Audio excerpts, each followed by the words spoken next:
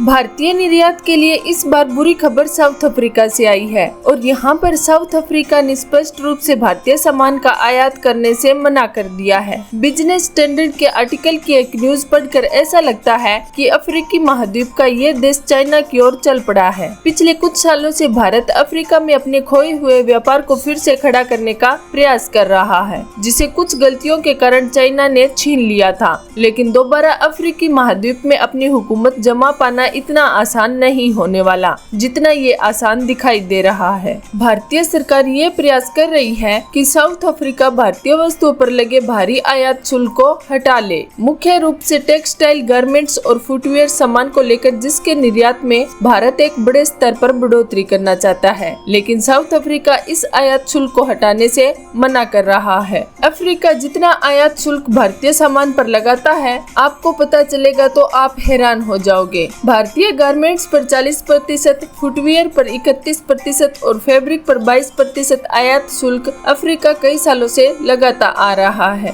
देखा जाए तो ये वही रणनीति है जो भारतीय गवर्नमेंट ने भारत में उद्योग बचाने के लिए अपनाई थी। दरअसल साउथ अफ्रीका में आयात से अधिक उत्पादन को बढ़ावा दिया जा रहा है और साउथ अफ्रीका स्थानीय उद्योग को बचाए रखने के लिए भारतीय सामान से आयात शुल्क नहीं हटाना चाहता। भारत आज के समय में साउथ अफ्रीका का तीसरा सबसे बड़ा व्यापार भागीदार है। इसके अलावा भारतीय गवर्नमेंट ने आयात शुल्क कम करने की गुजारिश साउथ अफ्रीका सरकार से की तो अफ्रीका के बड़े नेताओं ने आयात शुल्क हटाने की जगह भारतीय कंपनी को साउथ अफ्रीका में उत्पादन करने के लिए बोल दिया। सच्चाई तो ये है कि गारमेंट, टेक्सटाइल और फुटवियर उद्योग को लेकर सभी देशों के लिए एक जैसे रूल बनाए गए हैं। इसका मतलब भारत के अलावा चाइनीज सामान को साउथ अफ्रीका बाजार में आयात करने के लिए उतना ही आयात शुल्क लगता है। इस रिपोर्ट के अनुसार साउथ अफ्रीका हर साल लगभग 60 बिलियन रैंड्स की कीमत के गुड्स आयात करता है। जहां इस पूरे आयात में चाइना की 58% हिस्सेदारी है, वहीं भारत से हर साल केवल 3.2 बिलियन रैंड्स का सामान आयात किया जाता है। भारत का टेक्सटाइल उद्योग पहले से ही इंटरनेशनल बाजार में काफी बड़ा व्यापार खो चुका है और भारत की जगह अब बांग्लादेश, वियतनाम और जर्मनी जैसे देशों ने पकड़ बना ली है।